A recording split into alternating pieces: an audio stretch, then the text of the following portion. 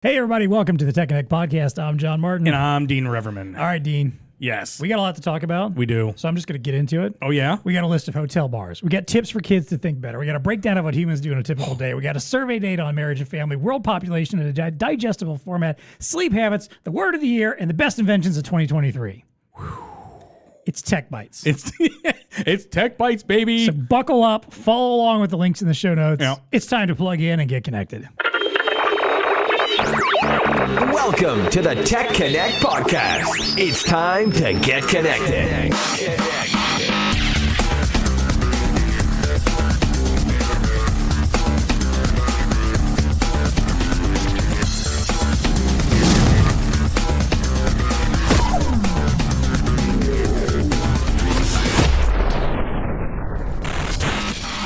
All right, like I said, Dean, I think we have a lot of fun topics We do. to get into here today. We got a little pent-up tech biting we going on do. here or So something. I don't know. What's going on here? I feel like some of these topics we're going to have some interesting conversations, maybe even a little contentious conversations. what? Maybe not necessarily with each other, but just with the topics in I general. see. I maybe. see. Yes. So let's get into it. I'll kick us off here. Okay. Let's talk about the top hotel bars. Where are you going with this one, bro? You're just coming right out of the gate. Well, talking you know, about drinking. We like. It's true. We like a good list, and we like alcohol. Yeah. Two topics we tend to talk about on TEC This is Bytes true. This is true. Quite a bit. Yeah. So I came across this interesting list. This is from a Yelp blog. Okay. So it's based off, because again, we're always talking about the methodology here. It's based off of like Yelp reviews. Yep. And basically like any of them that specifically mentioned hotel bars, ratings and reviews that mentioned hotel bars. So they compiled a list. They did two lists. They did a list for Canada, which was topped by the Clive's Classic Lounge in the Chateau Victoria Hotel. They did like the top 10 for Canada. But then, because we're very U.S. centric. Yes. Let's talk about the U.S. list. It's a much longer. They put like 40 on this list. Okay. Now, at the top of the list, I'll give you the top three. The top of the list is the Mortimer in the Hotel Adagio in San Francisco. The Mortimer. The Mortimer. I guess you got to say it like that, right? I mean, it's come on. true, you do. Right. The Oliver's Lounge in the Mayflower Park Hotel in Seattle. Okay, never been there. And the Fountain Lounge in New Orleans. Ooh. Now, what I will point out with the rest of the list here is that Cincinnati actually did have one on the list. What? Crap. Let me see if I can find it. Yeah, we actually made the list. I see it. Did make the list. What was this It's one? the bar at Palm Court. Yeah, in the Hilton Cincinnati Netherland Plaza. Never been there. I have. Not aware of that one. Oh, you've never been there? No. So I was going to ask you, have you been to any of these that are on this list here? Is there any of them you recognize? There's only two that I've been to on either Apparently, of these lists. I don't live the high life enough. I don't. I have been to the bar at Palm Court in Cincinnati, Ohio, Okay. and what's unique about that is it's Art Deco. I mean, the whole okay. hotel is like this Art Deco vibe that is like classic. I believe I've had a drink at that bar before, but not only have I not been to any of these, I don't really think I've heard of a lot of these. That was my thing honestly. too. I was like, I don't It's know like, what most of these are. Man, I must be just not running with the right crowd. Is where I'm at. I am assuming they all serve the same drinks. I mean, maybe they might have some specialty cocktails in each one, but yes, I'm assuming you're going to find a prototypical selection of beers and libations and various liqueurs and Well, wines. I mean, I got my personal favorites. Like, I wouldn't mind going to the beach bar in Honolulu, Hawaii. That sounds fantastic. I mean, why would that? How that made 24 on the list? I mean, come on, that's got to be. I'm assuming that has a fantastic view. You would think. Down there in paradise. I mean, I can't imagine it getting any better than that. So the only two on the list that I'd been to was the View Lounge in San Francisco. It's in one of their Marriott hotels. So you've been there. I had a sales meeting there in my old days in publishing that we went to. We had a big sales meeting at that hotel. So that was number 8, by the way. The number 8. The nighttime events, and I think there was like some afternoon stuff, and there was like a big nighttime dance party event or whatever that we had up there. But yes, amazing, spectacular view, gorgeous view out over the city. Definitely recommend that part just for the view. And then the other one, which came in at number 18 on the list, the Chandelier in Vegas, which is in the Cosmopolitan. Now, my wife and I got married in Vegas. Oh, I did not know that. We stayed at the Cosmo. Oh, I did not know that. And we'd actually had been there before. Did you do one of those little too. chapel window weddings? We did, yeah. That's so cool. We just decided to go have some fun. Like, I did not know this about you. We decided, like, let's just kind of, like, it wasn't like full on eloping per se, but it was basically like, let's just skew the whole big wedding. Let's just go out to Vegas. Love it. We invited friends and family, and anyone who could make it. And we surprisingly, her sisters showed up, and some of her extended family, my best friend and his wife. And Nice. Had a nice little group, went out, just did the whole chapel thing, and then went out and partied and just had to. Now, afterwards, were you like the Sia song and you were hanging from the chandelier? No, was not. No, did not have that much fun with it. But it is a pretty cool Is there bar. a chandelier at the chandelier? Yes. Yes. Okay. The whole center, it's kind of built like this kind of a circular bar built all around the giant, massive chandelier. Yes. And there's like upper tiers you can go for private areas and stuff. Okay. Whatever, but it's a pretty cool place. So that was right. it. That's the only two I've been to because, to your point, I'm not a hotel bar guy, I guess. I mean, a lot of these are they all hotel bars? they're all supposed to be. That's all what this list supposed is. to be. The top hotel bars. Oh, got it. Okay. Yes. Yeah, that makes sense now. Now, Okay. again, as defined by Yelp and as defined by the reviewers on Yelp that, that gave the ratings that put them onto this list. Well, I lied, by the way. I have been number 38, the Menger Bar in San Antonio. Okay. That is the bar that Teddy Roosevelt shot a gun in and whatever. And it's got the gun, it's got the hole in the wall did still. you just go there during Just our for that recent reason. VARTEC trip? Yes, during the recent VARTEC reason. Well, so we went for a pre-visit right before the show. Gotcha. So me and Cordy and Angie went out there. But anyway, and we made it a specific purpose just to go to this bar for that reason. Nice. Yeah, just Okay, because well, it there had you go. the mystique around it, if you will. Yeah. There you go. So if you are someone who travels a lot, Well, now I've got a good list of bars that I need to go to. You do. And if you like the good hotel bar, this will give you some recommendations. Maybe while you're booking your travels to figure out where you want to go to. Now, I'm going to give you. So, have you ever been to the St. Louis Busch where the Cardinals play? I have. I saw that bar on here, and I'm I don't think I've been to that bar. I've only been to that stadium. I've been to that stadium twice. Okay. But I don't It's called the recall 360 Rooftop Bar. Yeah, I don't recall going to that bar, though. All right. Well, I was trying to give you another one there that maybe you had been to. Yeah. None of the others really stood out to me that I was certain I had been to. You know, there is something about going to a hotel that has a great bar, though. Oh, yeah. The more I travel in amongst my life, I done are the days of the Hampton Inn where you get like a free. If I'm traveling for business, it's nice to have a bar there. Yeah. And so I can see why some of these bars they're pretty snazzy when you look at the images and whatnot. All right, Dean, what's your first topic to discuss here? All right, so better thinking skills for kids, right? It's just the commentary is you've got so many kids watching so much screen time. How much screen time, you may say? What do you think the average 8 to 18-year-old spends in front of a screen? Let's say like 4 to 5 hours. 7.5. According to the CDC. But that's probably including all screens, right? Like, I'm sure. Yeah. Phones, Yeah, laptops, TV, video games, all that kind of stuff. Yep. But anyway, there's a study that's been published by the Scandinavian Journal of Medicine and Science in sports that examined the role of diet and exercising and blah, blah in children's thinking. But researchers found that children who spend more time playing sports and reading have better thinking skills than those who are just playing video games and stuff like that. So now we have actual, because you talk to video gamers, right? And they're like, no, my brain's not going to mush. I'm just as smart. But now they have like quantifiable evidence that, for kids, you got to read or you got to get out and play sports and do stuff, right? So anyway, I'm going to. This is one where you're gonna push. I'm gonna push. You're gonna push back. Okay. Only because I did actually dig into their data and the actual report a little bit.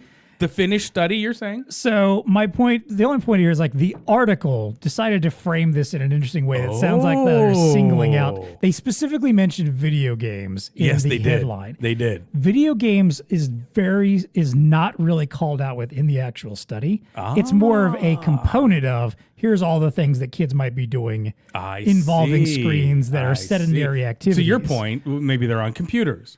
Maybe right, exactly. It could be on a phone. It could be just watching television in general. Yeah, I see. And now, they could be reading. To the larger point here, yes, I think it is very important for kids to read. Yes, to turn off a screen and do reading. I think activities and stuff keeping them active outside of staring at screens is important. I don't necessarily. I've never been a subscriber to the idea that like the screens are destroying everything because, for one, I'll back up to my own childhood. I did not play sports as a kid. I never played sports at school. But you or read. Anything. I did. Okay, I did read a lot.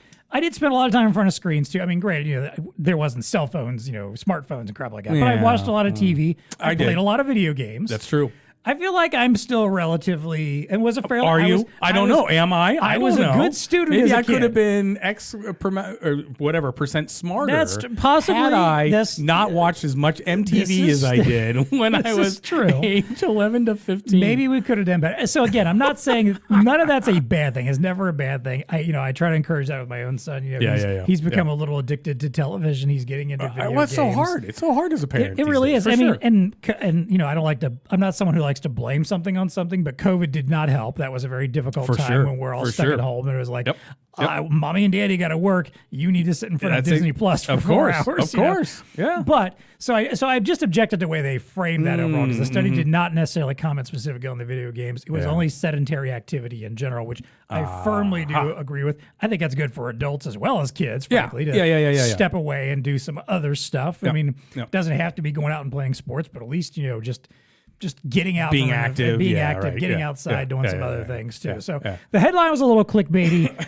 The concept behind it. Click on clickbait, never. The concept behind it was sound though. So, but it is an interesting study. I do recommend checking it out. And there's a lot of duh, I suppose, in it, but it hopefully reaffirms, if you're a parent, some attitudes that you might have about. I think so. Getting your kids active and doing some other stuff. Right. So. Yeah. Well, I mean, I think there's just more and more evidence coming out. Right. It's right. Now, I will say also, my son is great at combining things. Mm-hmm. So he does watch too much TV sometimes. Yeah. But he's also a kid that loves to pretend and immerse himself. So sometimes he might be watching something and decide I'm going to pretend to be a superhero. Yep. So he will be running around the room, play fighting and battling it out or whatever with imaginary foes, getting ridiculous amounts of exercise. Watching him, wears me out. All this energy being expended. So yes. Sure, the TV's on, but he's actually getting a lot of exercise too. Maybe it's not outside, maybe it's not an organized sport event, but I'll take what I can get sometimes.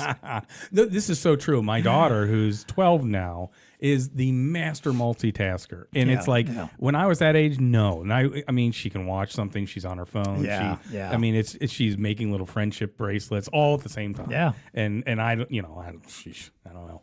It's working for him, I guess. It is. But to your point, we'll see what happens to him when they grow up. I think just back to the old fashioned reading. What I liked about this, or what connected with me, and I've been trying to do more reading because it's more stimulating, right? I mean, you have to think more when you're reading rather than just consuming endless TikTok videos you know what I mean? That you're not really engaged in. No, I don't have a TikTok account, but Well, and I trust me, I do very much understand how addictive it can be. Yeah, because I've done it myself. Well, there's times you sit there and you just there's find reels, there's Instagram, through. Yeah, exactly. It's an hour later, you're like, what the heck just happened here? Exactly. You gotta be careful about that stuff. So the average human. Let's talk about the average global human day. Yes. So this is a weird, interesting little study from McGill University that did a study on how the average person allocates their 24 hours and basically kind of broke it up in some charting about the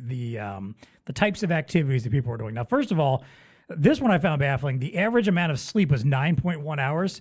I guess if we're doing if you're throwing in babies and older folks and retired people, if they're part of this mix, maybe I get that, because I don't know a soul in the working world or someone who goes to school that I guess maybe my son might get. Marco's raising his hand. He's you get 9 hours of sleep a day. Oh my Lord! I don't know that I would be capable of sleeping 9 hours in a day. Just my body just wouldn't let me. It wouldn't let me either. If I get 7, I feel like I'm good. I know we're going to talk a little bit about sleep here. A little bit as well. So I found that to be an interesting chunk, but that was what the study came out that the average person, and again, if we're talking everybody, is sleeping 9.1 hours. And this could be one of those things also where outside of the U.S., everyone's like, yeah, we prioritize sleep. And we're like, no, can't sleep, gotta do stuff, gotta work. Yeah, but you think about other cultures like Asian cultures. That's true. They're all about the hustle too. Yeah. Oh my God. If 5 hours is too much. Yeah. And so who are all these people? I want to know who these folks are that are getting the average global human. Right. Yeah, exactly. So that means there must be a significant portion of people that are doing more than that.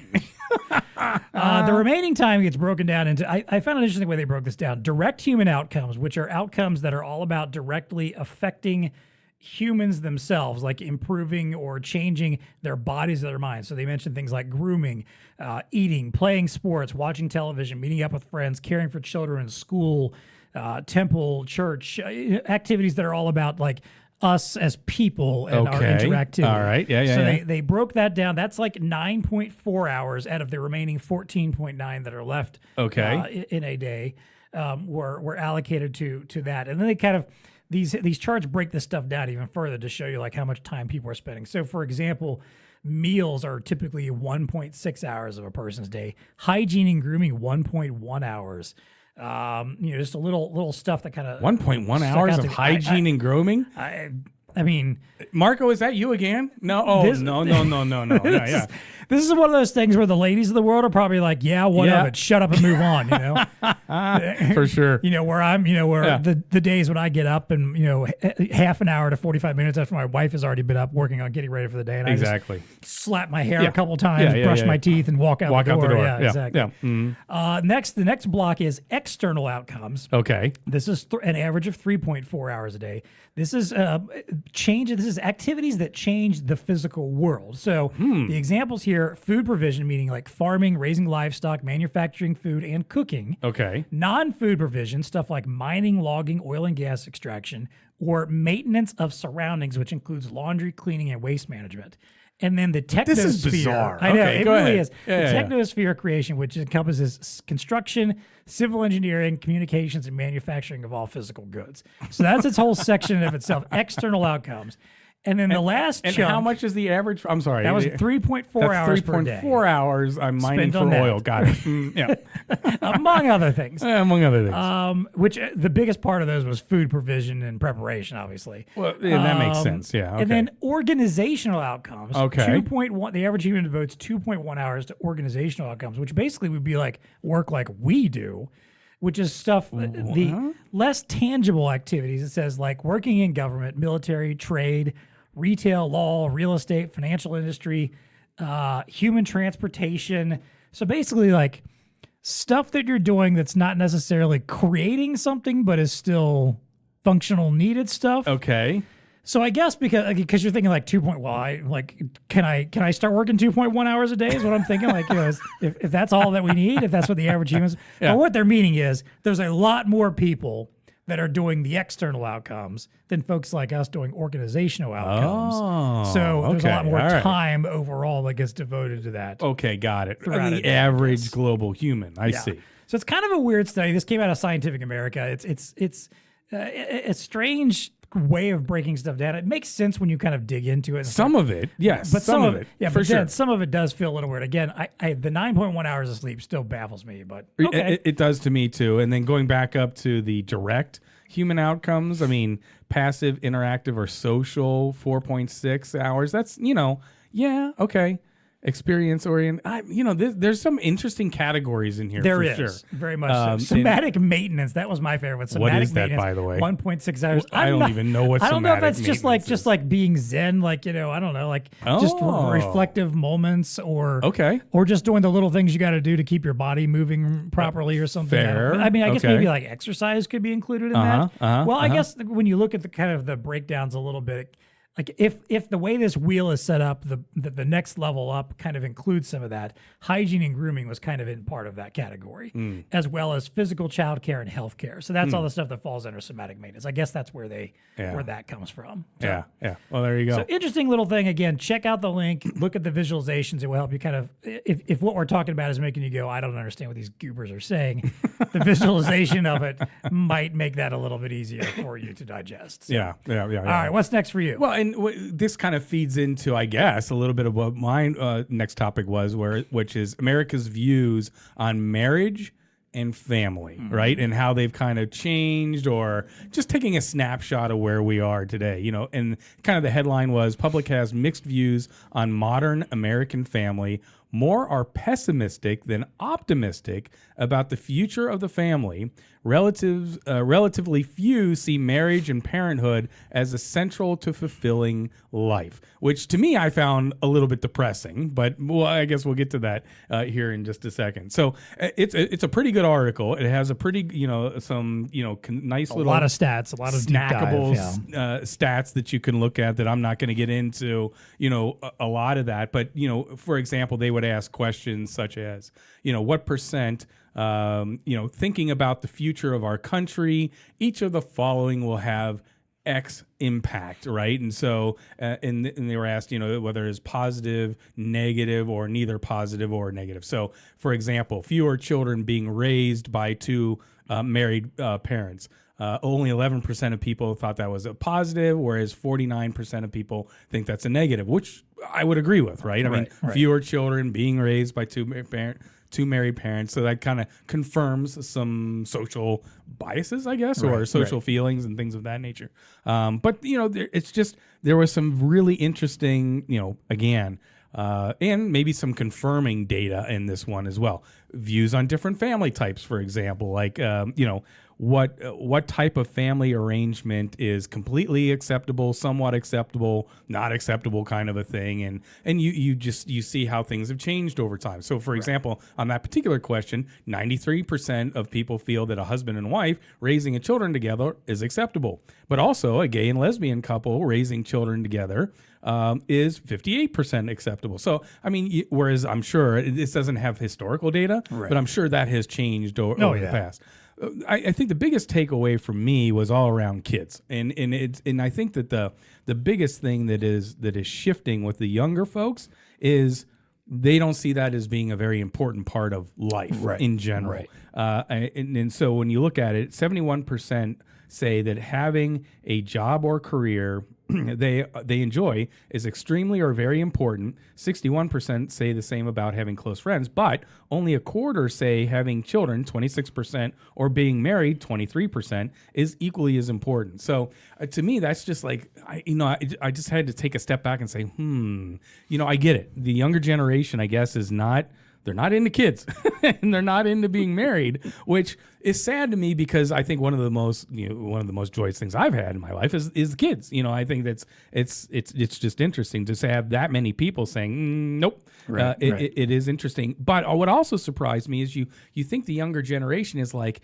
not anti-career, but like, their career isn't the biggest thing. At least that's what I was thinking coming out of it. But this counters that. 71% think that their job or career is the most enjoyable, extremely, or very important for their life. So that was counter to what I thought I was reading about millennial Gen Zs and things of that nature, where again, less on the career, more on work-life balance, more on family flexibility.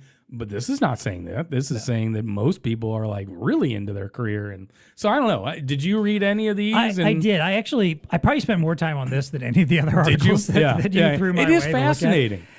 Check out the link because it's just. I do recommend it. And it's one also where I feel like, man, I could do an entire hour about this topic. Could. So I'm going to try to distill down my thoughts on this in a few chunks here. So for one, this is one of those topics I feel like there's a lot of subjectivity in it, even though this is a survey. That's true, and I didn't get into the methodology. Right, here, and I will also point out too that Pew Research typically does very good non-biased surveys, and so my I'm not going to say objections necessarily, but my thoughts on this doesn't come from the way that the data and stuff was framed itself, but just from the obviously underlying attitudes that inform some of these responses and the percentages where we are here. So what was interesting is there were some very clear divides in the type of person that has strong opinions about some of these things.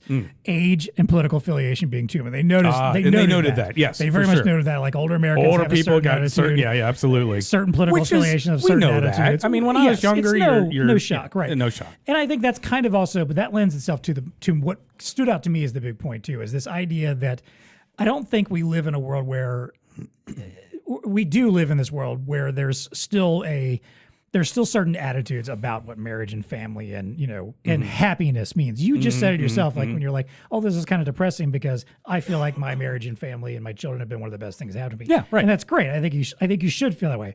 But this is one of those things where, as Chuck Bryant, one of my favorite podcasters on the Stuff You Should Know podcast, would say, don't yuck someone else's yum. Yeah, so right. Yeah, the idea of like, I don't think anybody at this point, no two people have the exact same idea of what constitutes a great life and what constitutes a fulfilling life, whether that is a marriage, whether it is a long-term relationship, whether it is a relationship that isn't necessarily defined by a marriage, whether it's having one child, no child, multiple children. And it's the kind of stuff where I think there's, this is one of those things where the part of the article that cracked me up and made me most go like, oh, I've got thoughts on this was when they start talking about like, what do you think about this? What this means to the future of our country? Oh, right, yeah. I hate that framing because in my mind, this is one of those things like you can have a lot of thoughts about this, but none of them have anything to do with our country.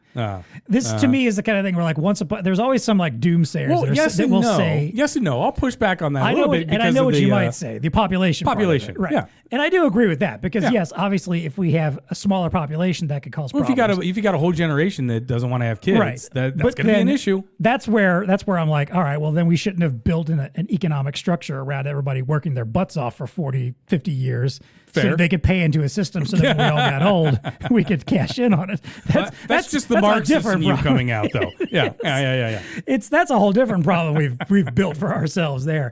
But I think it's just like you over like every generation. There's always this, especially again as you get to an older generation, and we'll probably do it when we get older, where there'll be some point where we start looking at things and going, "That's what's ruining our country." Right? Once upon a time, it was things like women voting is going to ruin our country. Oh, for sure.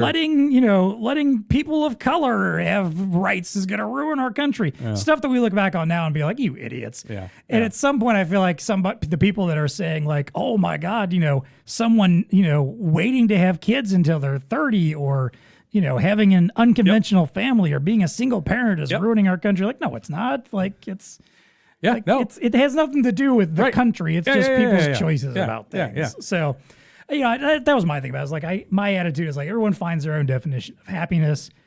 Sometimes the best family for someone is a found family. Sure, it's not the people you actually are blood related to. It could be great friends and colleagues that you have. A successful relationship can be defined in a lot of different ways. You think that added to the overall pessimism that was found in this particular study? That might be because I think when you frame it as pessimism, it's fair because like 40% are pessimistic about the future, right? About the future of the family, and so I think maybe that's it. Maybe it's because younger generations are like, look, I'm not looking at this the same way as my parents or my grandparents looked at it. And to be honest, I think a lot of younger generations looked at not necessarily us, but like our parents and the generation before it and said, hey, I saw these people that struggled to make it through life because they were told they needed to get married at 20 and have 5 kids and were barely able to have a sustainable life for them and were miserable and probably should have gotten divorced. That's not what I'm reading into this. I'm thinking that the way I read into this is it's a little bit of the opposite in the sense that, the younger generation is more worried about. They see a breakdown of what I'll call a nuclear family. Although these are my words; those aren't in there. Right. And they're concerned about it. Meaning, again, 49% are reacting negatively to the concept of fewer children being raised by 2 married parents. Right. So I mean, it's just like I was reading it as more of the other way, where it's like.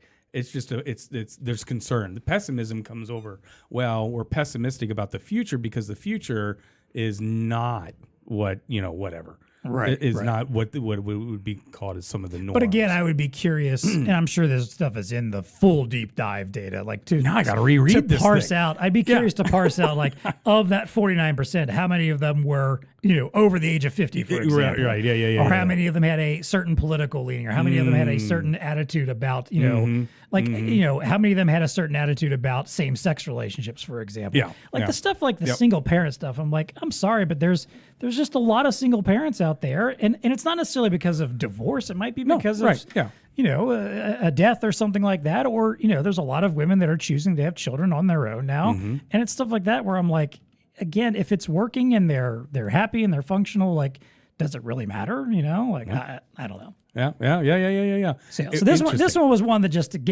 put me in my feels a little bit. Well, hey, but it was a good topic. But it was a good topic, and it's a good read. It's not a long read, but it is a pretty good read. Exactly. Yep. All right. So what you got? The world's population? Since now we're talking about the population of the world potentially declining because no one wants to have children. Oh, by the way, I love this one. But go ahead. This was a really cool because when you start talking about world population, there's over 8 billion people in this world. Is now. it over 8 billion now? Yeah, we're over 8 billion now. Great. And that's like doubled in just Isn't like that crazy half just a to century, if pause even and that. think about that? Yeah, it's nuts. It's nuts. And I think about, because especially like, like my son is starting to, think about math and numbers and stuff. And I recognize, sometimes I stop and recognize, man, this kid does not even fathom how large numbers can get. Like sometimes I'll mention something like millions or even just thousands to him. Yeah. And I know in his brain, Yeah. he doesn't even understand how big those numbers are. Yep. But I feel like when you get to the world population, you start getting into billions or even hundreds of millions. Most of us have a hard time conceptualizing that. No, yeah. So I mean, I can conceptualize a stadium. That's 65,000 people. Exactly. Okay, I got to Exactly. go 100x that. So Visual Capitalists put together a really cool interactive map where they distill this down to make it easier for us by imagining the world's population as only 1,000 people. Yes. So they basically give you a map and show you like, all right, if only 1,000 people existed in the world, Yep. based on the percentages of where populations currently How many exist people around would the be world, where? Yeah. how many of that 1,000 would be in each segment of the world, in each part of the This is pretty of cool. the sphere. Yeah, yeah. So it should be no surprise, but Asia consumes over half of the world's population. So of 1,000 people, 591 would live in Asia alone. And the bulk of that being China and India, Yeah. who had 177 and 178 respectively between them of the total amount of 1,000 people. So Yeah. over half the world's population would be just in Asia if there were only 1,000 people. in More the world. specific- And well, are. yeah. I mean, Yeah. specifically are half the population. But that helps you contextualize and understand, especially when you look at this image of the map, and it's a interactive map where you can hover over and Yeah, see you just each hover. Mhm. country and the total population. Yeah. Like, Yeah. and they just show like little tiny images of people at each spot. Well, when you look over there at Asia, like India's are so much it can't fit on Can't India. fit on the- Like they're spilling out into the oceans because they can't fit there. So if you were wondering, Oh, wow. if you're coming over to North It's just America, visual. That's what I love about this I do visual too. capital. When they do images like this, it's like that's just nuts. They really dude. do, yeah. So There's when like nobody in Canada, by the way. when you look at North America, you've got 5 people in Canada. 5 people. They get a little lonely up Yeah, there. yeah. The U.S. only 42. Yeah. Still not a lot. Not a lot. We are the third most populous country in the world And currently. we got a lot of But room. we have, Yeah. but we still Compared only to count India? for a very small amount. Yeah, and then Mexico was 16. I mean, so Yeah. breaking down this list, like it's pretty fascinating to see It is. where the population trends are, and It absolutely and is. Even though we are clearly like we're getting a lot of people in this world and it's constantly growing. It's interesting to see where they're actually all centered at. So because I think outside of the U.S., like the next one in North America in the top 10 is Mexico, which would come in, which out of 1,000 would have 16. Oh yeah, okay, And gotcha. honestly, and then even South America, Brazil chimes in. They have it would be 27 out of 27 people, Everybody yeah. else is basically Asia, and Yeah. I'm not even. I don't even see any of Europe here. No, well, I mean, it's so fragmented in Europe. It's Yeah. Germany 10 people. And, That was know. what I found interesting. Also, when you're skimming over the I would have thought that the UK would be a pretty sizable, at least maybe on par with not necessarily the US, but with some other countries. Their number is only 8 out of 1,000 people, whereas Germany was 10. So Germany has a higher population. yeah, but if you take amount. Europe as a whole, 92 versus North America, That's true. 75. That's a good point. Yes. I think that's the. That's a yeah. good point for Yeah. especially again for a relatively not smaller chunk of land, but relatively. But what I'm young. curious if their Europe includes what I'll call Arabia or whatever the Arab states. It does not where- look like it because I see. Are those falling under I'm Asia looking then? At Saudi Arabia and Iraq, and they're outlined. It looks like with the same color as the rest of Asia. So Oh, okay. So they did put them in Asia. Yeah, I see what you're maybe. saying I don't- now.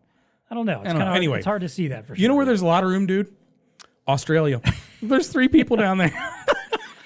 3 out of in 1,000. Australia, yeah. They're and there's a lot of land down there. I maybe it's not usable land, but man, Yeah, they got a lot of elbow room So down there. very cool, interesting graphic. Check it out. It's a Yeah, nice love that way to visual capital visualize a stuff. giant number that you can't maybe not normally wrap your head around. Yep. All right, let's talk about sleep a little Well, bit let's more. get back to that 9 hours of sleep Which that I Marco's need so doing bad. here. Yeah. So a study came out by the U.S. News and World Report, I guess, whatever, surveyed 1,200 consumers in the United States who were more than 18 years old at the time of the survey, and just kind of polled them on sleep habits and things of that nature. And just a couple of the interesting things to pull out. They got into, what are you worrying about? What are your sleep habits?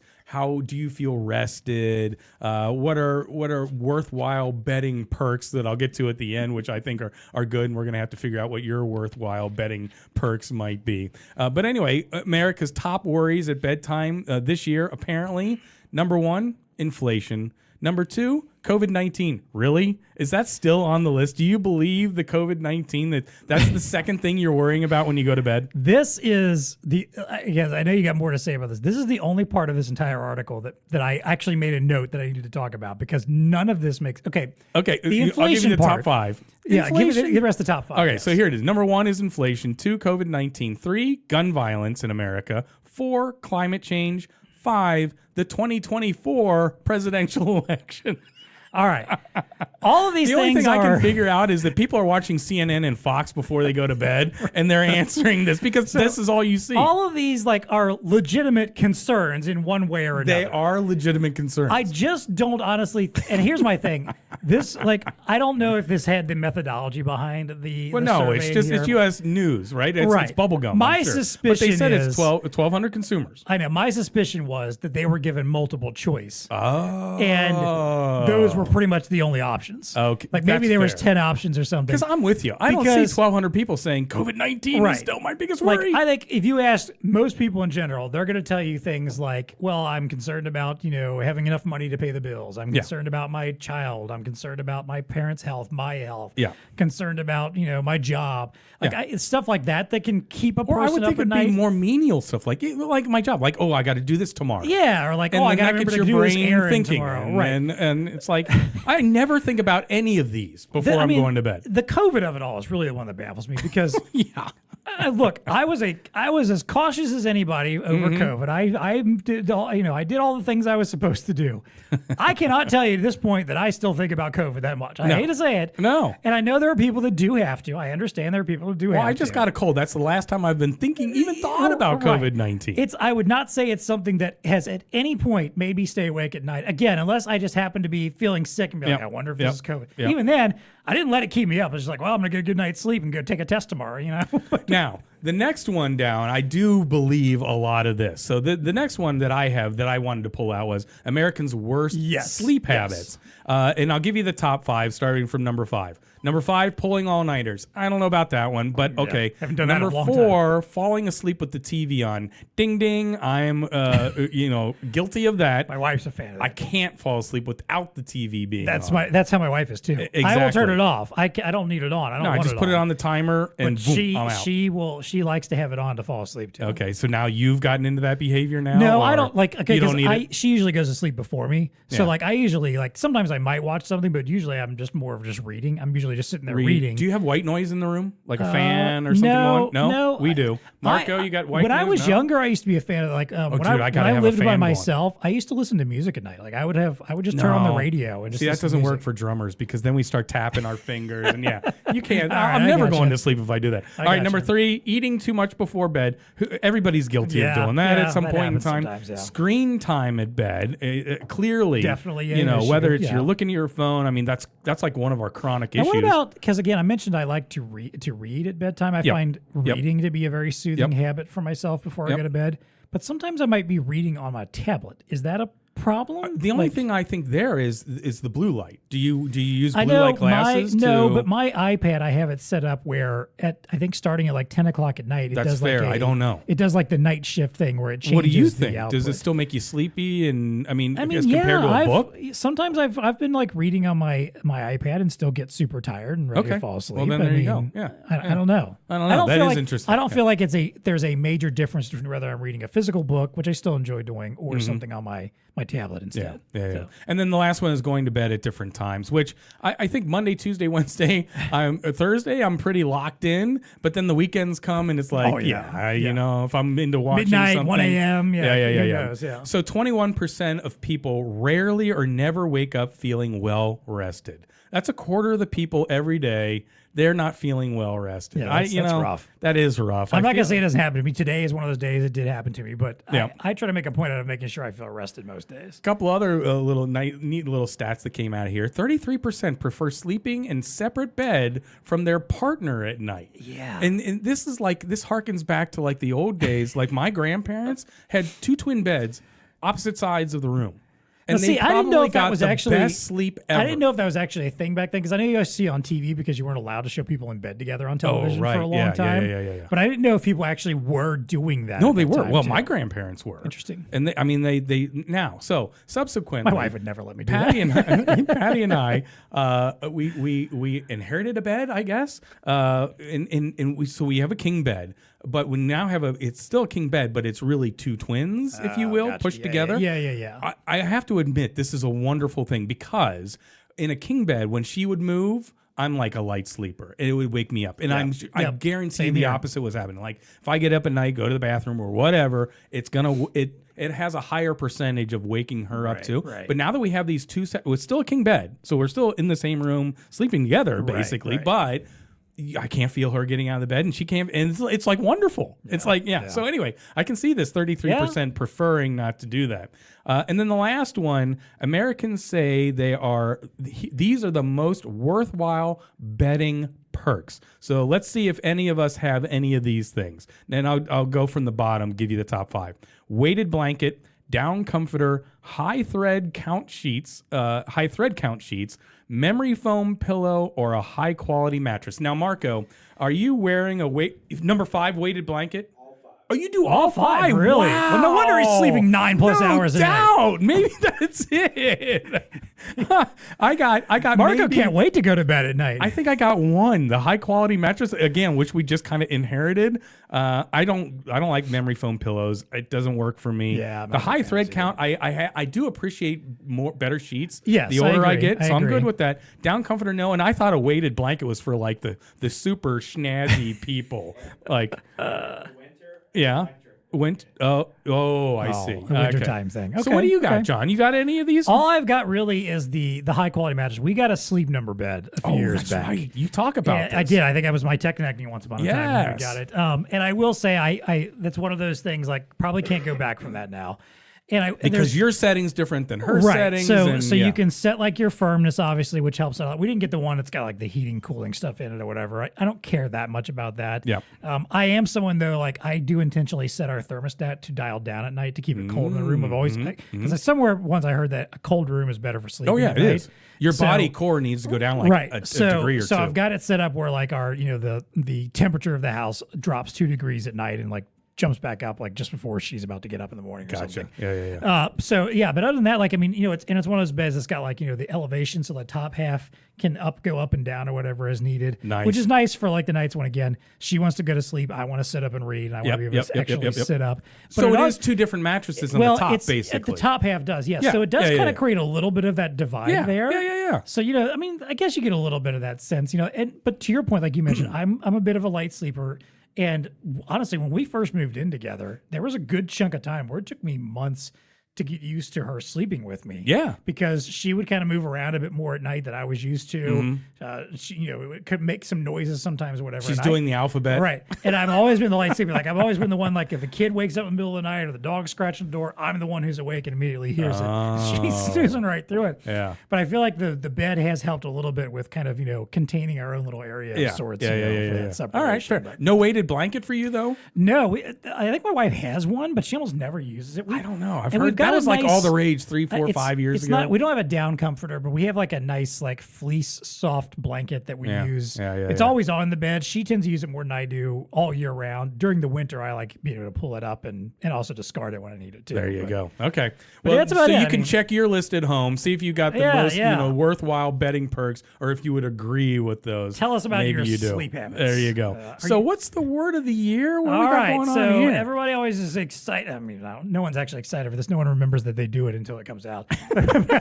Merriam-Webster announced their word of the year, and this year it is authentic. Authentic is the word of the year. The top searched word of the year from America's oldest dictionary. Top searched word? Yes. Really? They saw a substantial increase in online searches for it this year.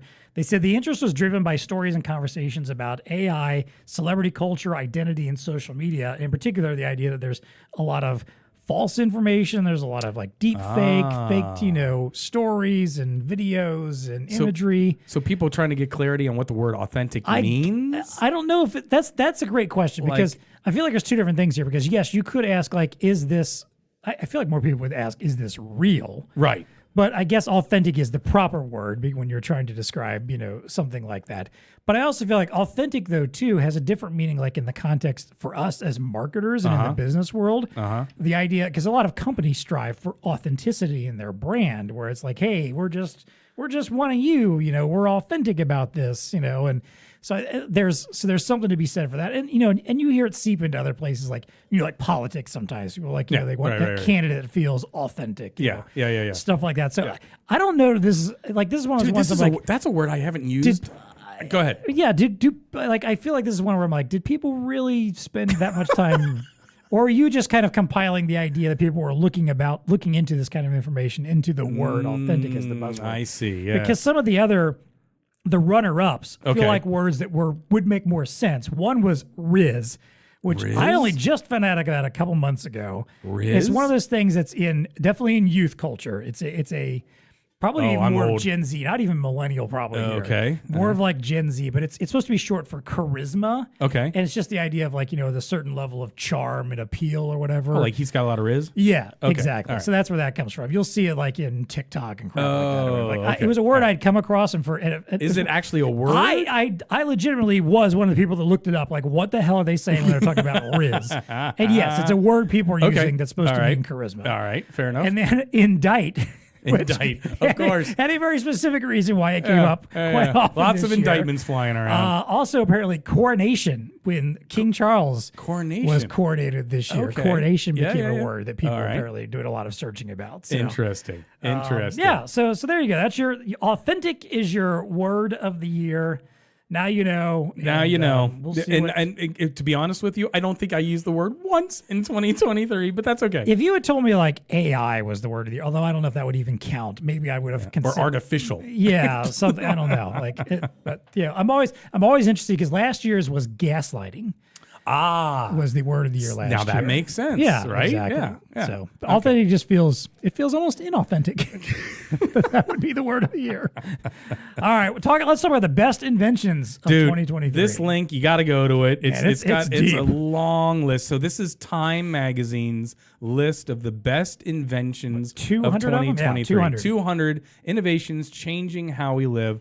Clearly not nearly enough time to go through all these, but it is a good one by one we're going through them. No, seriously, Buckle in, Marco. It's a good scroll. We'll drop this in the notes. It's one of those you can treat it as candy and just kind of go through it real quick, or you can click on them and then learn a little bit more. But I'm gonna pull out like tell me some of the ones that stood out to you. I got like 5. I pulled 5 out too. Yep. Okay, so the number one, the one that I pulled out, which I absolutely love. It's and by the way, they're under categories, right? Categories of like accessibility or AI design, etc. Right. This one was under accessibility.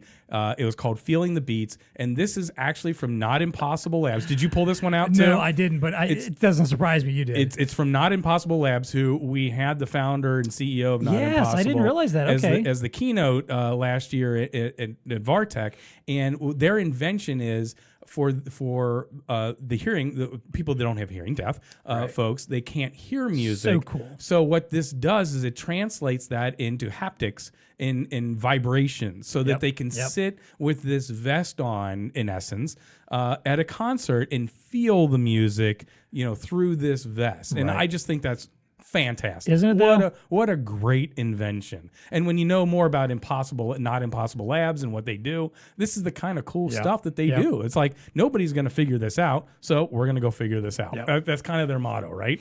So that was kind of cool. The second one that I had is in AI. It's called Breaking Down Beats. And so it came about where another music theme. This rock band, needed to deconstruct a song that was created, and so it uses AI to isolate elements in a pre-recorded audio to strip out its constituent parts. So for the drummer in me or the musician in me, this would have been so great back in the day to like isolate just give me the drums. You know, because when you're a musician and you're like in a cover band, you spend endless amounts of time rewinding tape. I cannot tell you how many fast forward, rewind, play, rewind, trying play. to figure out your part, trying to hear it, or the lyrics, or the guitar riff, or whatever. Yep. I mean, when you're trying to imitate, you want to do the best you can to imitate it. If I had something like this, oh no, just give me the bass line, click. Pretty cool if you ask me. Using AI, you can just strip all that out. It's like the ultimate karaoke machine, right? Like you just pull it out. Number 2 in the food category, the Heinz Tastemaker. So this is a real piece of gear that you can buy. Using a touch screen, you can select from 4 what they call based tastes, if you will, which is basically ketchup, ranch, barbecue sauce, and Heinz 57. And with those 4 base flavors, you can create any kind of flavor that you want. And it's the freestyle cola of there it is, condiments. I never thought about that. Absolutely. Where now you can just kind of mix and match your own. Of course, Heinz was going to make this. Why wouldn't they make this? This is brilliant. For anybody who's like a condiment person, that's a must-have on your list. But anyway, and then the last one is this robotic recycling machine. So we all recycle, right? We try to do the right thing. We throw our recyclables in the bin, knowing that unfortunately less than 10% of that's going to be recycled. Why? Because one of the issues is it's really expensive to separate all this stuff out. So there's a recycling robot now that's properly sorting the crowded conveyor, all the stuff that's coming down the conveyor belt. Of course, it's using machine vision very quickly with a robotic arm, and this thing is the bomb, apparently. It can sort out the trash very, very, very quickly. So there you have it. Robots are actually going to help us recycle. Because I feel like recycling, I think we've even talked about this before, it's such a hot mess. It's one of those things we all know we're supposed to do it, but at the same time, when you start peeking under the hood and realize what's actually happening, it's not happening. Most of what you're putting in there is not getting going recycled straight to a landfill. Anyway, absolutely. So we're all going through this effort. Let's have some robotics that are helping out with a little machine vision. There it is. Brilliant use of it. So you said you pulled out a couple. I did. Actually, all 5 of mine were completely different, in fact. There you go. This list is awesome, though. It really is. I'll quickly run through mine. Medivis Surgical AR. So this is a kind of wearable tool that a surgeon can use while they're performing surgery to basically look at and see what's happening inside the patient. Whereas now, and this is relevant to me because I just had surgery this summer. I get it. And it was one that was done with robotics, but I know that the surgeon had to operate the robotics staring at a screen and not necessarily looking at me and what's going on with me and my body. Well, now this is one where they can be actually working on the body, looking at it, especially if you're doing a hands-on surgery, and actually have an image, a screen on your arm to let you see what's happening without having to look away from the person. Brilliant. And other screens and do the work. Fantastic. I'm investing in that company. No doubt. Aleph Aeronautics Model A flying car. They didn't give you a lot of specifics on this, but apparently somebody who's making flying vehicles, personal use vehicles, is making one that actually looks like a car. Like it legitimately actually looks like a car. It even has wheels on it too. Does it look like the Jetsons one? I'm trying to scroll. No, it just looks like a legit car. It looks like a normal car, but it flies. So I did see this. And apparently they've gotten approval to start testing it actually for flight. You know what this really is though? It's like it's a drone basically underneath the skin, and then they've skinned it to look like a car. Okay, got it. Yeah. But it makes sense because people want this stuff, but you also, because let's be honest, we all want this innovation, but we also want it to look sexy at some point. Right. Yeah. Not this janky thing flying through the air, right? Right. Yeah. So there's always going to be that goal to I need a beautiful looking vehicle that's also flying me around. Design matters. Kraft Heinz 360 Crisp. What's that? Heinz came out with 2 of them on the list? They did. There was another one. Oh, man, where was this? Here it is. I got to find this one again because I can't remember exactly what the details Heinz were. Crisp, okay. It stood out to me. Where's the food section here? Oh, okay. Okay, this crunchy convenience. So basically, it was a way to make quick crispy food that was easier to microwave and still be crisp. Because there's always that problem. Yes. I just encountered this problem last week. I made a great green bean casserole for Thanksgiving. Yep. and it had all the crispy onions on top. Yep. But the problem is, if you don't eat that when it's fresh out of the oven and just been cooked, when you try to reheat it, those onions aren't crispy anymore. Mush. Unless you put new ones on top, they're not crispy anymore. Good point. So basically, they've come up with a process where they're trying it out on a Lunchables of all things, a grill called Lunchables Grilled Cheesies. It says the sandwich comes in a paperboard container with a susceptor that, when microwaved, directs heat to all the right places, leaving no bite undercooked or singed. Brilliant. So perfectly crispy outside, still melty inside, no sogginess, no dryness. There, that's a good invention right Sold, there. I want one. Give me that. give me- It feels like it's a combo between a microwave and an air fryer. Like, hit it with the microwave to warm it up quick and then zap it with some hot air. And of course, because, again, I like to think about food stuff and cooking stuff. Another cooking item here, InvisiCook. Now, I have acknowledged that, like, I've told my wife before, she said, like, whenever we get done with our electric oven, we should go gas, which we're moving away from gas. Gas should not be in homes, apparently, at these Apparently at this point. not. We have gas, but anyway. But what I've always wanted to do anyway, because even before, I hear about some of these horror stories when it comes to gas, is the idea of invection, or is it invection or no? Convection. No, I it's know. called Induction. Induction, yes. Yes. I don't know. Man, I know what you're talking my about. My last gig would have been very upset that I forgot about that. Induction cooking, which is basically just using magnets and electrons to superheat. To superheat and hyperheat stuff very quickly. But it's actually cold to the touch. Like, it is not incredible stuff. It will heat up. It will heat up the pan that is properly made, to do it, Yep. but it will not harm the person. So now they're basically building a cooktop that is invisible because it's actually under a countertop. So like for instance, I have, like, in our kitchen we have an island. That's where I always do all my cutting and stuff or whatever. Well, imagine if my island was also my cooking surface, where I could just, when I was ready, throw something in a pan, set it right there on the island. It looks just like the rest of the countertop, and it's cooking it there. Because the induction stuff is underneath of it instead. Brilliant, yeah. So, and then if somebody walks up to it, touches it, doesn't matter. Well, still cold. Yeah, and in the past there had been some issues apparently with the countertop still warming up a little bit and having issues with that. Apparently they've fixed that now with some risers or whatever in the pots and pans to keep that from being an issue at all. I like it. All right. And then the last one. Oh, you got one more? I noted. I'm telling you, this is a fantastic list. This one was fun. The Hasbro Selfie Series. So this is where you can have your own Hasbro toy made of yourself, basically, as a toy. Which was if you ever watched The Big Bang Theory, there was a whole episode with a gag around this about a 3D printed toy made to look just like the characters. Well, apparently Hasbro is actually taking that to the next step and doing that. The reason why this stood out to me is because I was a G.I. Joe kid. I loved playing with G.I. Joes and Transformers when I was young. And once upon a time, Hasbro offered for, was it Hasbro or Kenner? I guess it was Hasbro that owned G.I. Joe. They had this like giveaway offer where like you buy enough of the toys, send in the UPCs with a little bit of cash, and they would send you your own custom made G.I. Joe. Oh. I was like, oh, sweet. Yeah. So like you do it and you had to fill out a form saying like, here's his name. Right. Here's their, what they do, like the skills they have and all this stuff. The impression was they were going to custom make one for you based on what you told them it was supposed to be. No. All they did is they sent everybody the exact same goofy-looking G.I. Joe character that just gave it your name. Like they stuck your name on the box that you gave it and put the stats that you wrote on there. Brilliant marketing. Nothing else was changed about it. They all looked exactly the same no matter what you got. This, I think, is going to be like, all right, now I could legitimately have one made that's to my specifications. Now that I see it, it's like, and they kind of bill it as being you as a superhero. Yeah, so exactly. you could be like, you could be John whatever, right? Yeah, you could be a Star Wars figure. So it says like you'll probably never star in a Marvel movie, but the Hasbro Selfie Series makes it possible to make yourself into an action figure superhero. I demand we use some marketing budget to get like a Marco Jedi, a John Jedi. There you go. Oh, good stuff. We'll be signing up to work on that one. So.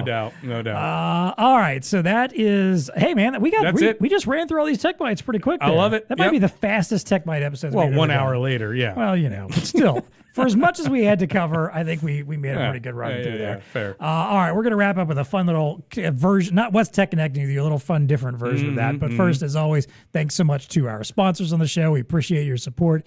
Please like and subscribe to the show. Leave us comments. Leave us reviews. Tell us what you want to hear about. Send in your tech bites. Stuff that you think you'd like to hear us talk about. Send that stuff to us. We want to know it. Obviously, we like to riff on it. Yes. We love riffing on this stuff. So there's always a link in the show notes to submit your ideas for the show. You can also find us on X/Twitter at TEConnect Pod. You can email us TEConnect@BlueStarInc.com.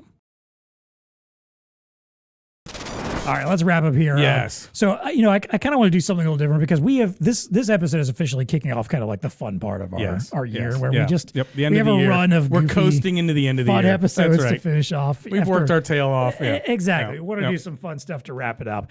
So we've got a couple episodes. I'll tell you about those in a moment of what we're going to do. But I thought instead of our usual What's Tech Connecting, maybe we would talk about, since it's the holiday season, Christmas is coming. Yes. Thinking back of Christmases past, Yes. can you tell me of any of your favorite tech-specific gifts Absolutely. that you've received in your lifetime? I can. So I was thinking about this a little bit, and I went back to my younger days when I was a wee little boy. No, and I was thinking through, okay, was it the Godzilla that I got when I was like 8 or whatnot? Or was it when I got the first gaming system, Odyssey? Was that? And I was around 10 or something like that. Right. Then I thought to myself, no, because then I got into bikes, like bicycles. And so when I got a Mongoose which is a type of bike, a BMX bike, for Christmas, I thought I was like, that's not really technology. Although the handlebar grips on it were very techy kind of thing. There you go. And then I hit a hard stop on this one. I got my first electronic drum, I think when I was like 13, 14. It is called the Boss Dr. Pad, and it's still to this day. I went on eBay. I'll put in the link if you want into the show notes. You can find one of these. Marco, this thing still goes for $180. It is the most basic. It is just a pad. Think of it as like a half the size of a tissue box with a rubber thing on the top of it, and it has 6 sounds. Nice. It's hand claps. It's snare drum. But it is That's totally a great starter, though. Authentic 80s sound. Even because mine still works. If I fire it up and I want that 80s hand clap sound, right? Think Aha. I don't know. Any song you can think of, it is that hand clap sound. Nice. But it also had some little things you could tweak the pitch, you could tweak whatever. That by far was the best tech gift I ever got in for Christmas. That's awesome. Aside from my Apple Watch. Well, and stuff I know, like yeah. that. I thought that too. I was I'm I've had some watches and phones and tablets and stuff, but that's this thing is like the that's OG. basic at this point. This is the OG electronic drums thing. Nice, right? You hit it with the drumsticks like hitting a brick. It's beautiful. I like it. Okay. All right. So what's yours? So there was one thing I thought of instantly, which is going to be my actual one. But I was just a moment ago started thinking about this, and especially when you mentioned music, reminded me of this. Is at some point in my youth, I got one of those Fisher-Price record players. Those little ones that came in its own carrying case, and you just open the carrying case. I know exactly what you're talking about. You could play the little mini, I don't know, 33 and 45 records on it or something like that. And I'm fond of that because I was very much introduced to music through that. Okay. I remember my how mom. How old were you again? Do you remember? Ish? Probably in the 6, Give 7 me a range. Okay. Maybe. Oh, so you were 12, 11, 12, somewhere in there? No. I mean 6 or 7 6 or years 7. old. Oh, I thought you meant grade. Okay, So very fairly young. You were talking mid 80s probably here. Yeah, Maybe it was a little. No, I'd say it was mid 80s. So was it Def Leppard on there? What was on? No, it was this was correct. One of the first ones that I remember having that my mom gave me. Was a little 45 single of the Rolling Stones' Satisfaction. Nice. Yes. Probably not a song that a kid of 6, 7, 8 years old should have really been listening to. Yeah, right. And I had no idea what I was listening to. When he's talking about not being able to get girls, and get what he wants out of the ladies. I'm just whatever. I just think this cool song is cool and jamming. But that was, I think that was very much what got my interest in music at a young age and what I enjoyed. Do you remember getting rid of it? I mean, do you still have this? No, I don't. Yeah, okay. God, can you imagine? So when you went to college, it just kind of faded or something like that? Probably even earlier than that. My mom was that type that if I wasn't playing with something, she just stuck it in a yard sale. It was gone. There was one day I came home and found out she'd sold a whole bucket of my favorite action figures because I hadn't played with them in 6 months.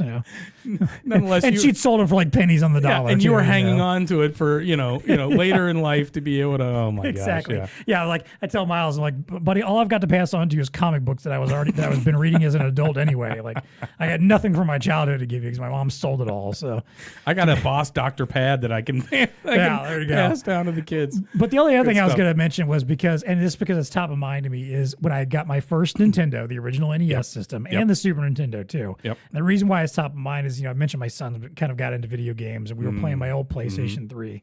Well, he found and wanted to dig out. I bought some years ago those little mini classic versions of the Nintendo and Super Nintendo where they got like 30 games crammed onto, which hilarious because you think of how big those things were in the past, and one cartridge to play one game. That was one cartridge that was bigger than this device, and now it's like a tiny little square that has 30 games built into it, the full game. But we've been playing some of those old classic. Actually, it's more of I am because he's like, this is boring. He's like, Daddy, no, he likes it, but he's like, he doesn't feel like he's good at enough for it. Which I see. I find funny because he's playing some PlayStation games that he's gotten very good at. I'm like, PlayStation's more complicated than the Nintendo was. Yeah. Oh, for sure. But he starts playing like old Mario, and he's like, this is too hard for me. He's like, hands it to me, and he's like, I just want to watch you play. And I'm like, oh, yes, that's right up my alley. I will sit there. Have a seat, son. So every evening after dinner, we go upstairs and spend like an hour before shower and downtime or whatever. And he watches me play all these classic games. So it just made me nostalgic. That's what inspired this question as I started thinking about. It's a good one. When I got my first Nintendo back in the day. That was the greatest gift ever at that time, I think. Fair enough. All right. So as I mentioned, we're having fun wrapping up the year. We've got 2 more really fun episodes to finish us off. Next week, Tech Trivia. Tech Trivia is back, yes. Deaning is the returning champion. Returning champion. He's the one with the bullseye on him. Yes. And because of my apparently poor I've showing, scared you off the panel. Yeah, I'm so ashamed of the fact that I did not win that I am no longer going to participate. I'm going to be the host again, mostly because I had a fun concept for this one. Nice. So we're bringing back Whitney. Okay. We're bringing back Sarah. Sam, who was our host last time, she's going to switch places. She's going to be a contestant too. All right. And the theme is pop culture tech trivia. Oh, wow. So it's technology with a pop culture spin to it. Nice. I'm actually, it's one of these things I've dug my own hole because I've got maybe a round and a half of questions created. And I'm like, oh man, all the stuff that I really wanted to ask about, I've already thought of. I'll help you. I can help you with all that. Sure. You want to give me some questions? Yeah, I'll give you some questions. No, thanks. And then what else we got? And then we have to wrap the year up, as we always do, with the annual Star Wars episode. Our annual Nerd Fest, where we talk about all things Star Wars. And there's a lot to talk about. It's been a good year. All the stuff that's been out this year, stuff that's coming, thoughts, feelings. Yep. Reason for us to show off nerdy Star Wars stuff and just be colossal nerds for a couple hours. Sam will, of course, join us again for that. Excellent. Marco will actually pipe in. Yeah, we'll put him on off the screen. He'll pipe in from time to time as well, too. All right. So. Good enough. Good. So there we go. That's what you got to look forward to. Hopefully you have enjoyed the ride with us this year and stick around for some fun stuff here to wrap up the year. We're excited about it. Absolutely. For today, it is time for us to unplug. So until next time, go check out some new inventions, get some better sleep. Yeah. Decide what, I don't know, what the global human day looks like for you. Yeah. Don't be so pessimistic. If you want, send an email to us. And if you want Marco to give you his guide to all the sleep tools that you need, to get your 9.1 hours. To knock out 9.1 hours a night, No doubt. And of course, as always, please stay connected. The TEConnect podcast is brought to you by Zebra. All right, Dean, I'm going to bust out my best David letter here. Oh, boy. Go for it. Top 4 reasons your customers should be buying Zebra certified supplies, and so should you. Nice. Number 4, they deliver consistent high quality, durability, and read performance. Yes. Number 2, I'm sorry, no, I said number 4 first. I'm going to go number 3. Oh, man. The list is in the backwards order, so I got to do it the other way. All right, number 3, they reduce printer wear and tear, including extending printer life. Number 2, they support virtually any application and are rigorously tested to perform. And the number 1 reason your customers and you should be buying Zebra certified supplies, they're the best match for Zebra printers. I'm doing my Paul Schaefer. Paul, yeah, okay. Yeah. There you go. Yeah. Yeah, sorry, that wasn't actually a funny list, but good stuff. So, I mean, if they're printing, they're buying supplies, right? You got that right. So why not drive the demand through you? Yes. Zebra has a fully comprehensive portfolio of any consumable your customer's application calls for. Visit the microsite link in our show notes or contact the BlueStar Zebra and media teams to learn more and ensure you maximize your sales potential and future opportunities with Zebra Media and Supplies. The TEConnect podcast is also brought to you by ELO and the 70 series full HD professional grade touch monitors. Nice. It just sounds cool. It does, doesn't it? The 70 series delivers professional-grade, feature-rich platforms well-suited for POS, interactive digital signage, self-service, document signing, and more. Every time I say document, were you ever a fan of the comedian Mitch Hedberg? No, well, no. R.I.P., unfortunately. Oh, yeah. Fantastic comedian, but there's a bit of his where he talks about documents, and he says the words documents. So for some reason, I can't say document without saying it. My wife, that's a joke just for my wife. She's a big fan of Mitch Hedberg. Fair enough. Who never listens to this podcast, so she'll never hear it. So it's just a joke for me. All right, let's talk more about the 70 series. Let's talk some features. They have narrow border touchscreen, Energy Star 8.0 certified, scratch-resistant surface, durable IK07 design, low blue light and flicker-free touch on-screen display tilt from 20 to 70 degrees, built-in speakers, and a collapsible stand for reset. Now, you probably aren't sitting here staring at a 70 series HD screen in bed, but just Probably so you know, not. it's got the low blue light. There you go. If you feel like you need Absolutely. to do your nighttime reading on a really nice screen, We got you. just so you know, it won't mess with your sleep patterns. Absolutely. Available in 22, 24, and now 27-inch sizes and black or white housings. The 70 series delivers the quality and reliability that you expect from ELO, backed with a standard 3-year warranty extendable to 5 years with optional advanced unit replacement. Check out the link in the show notes to learn more about these new monitors.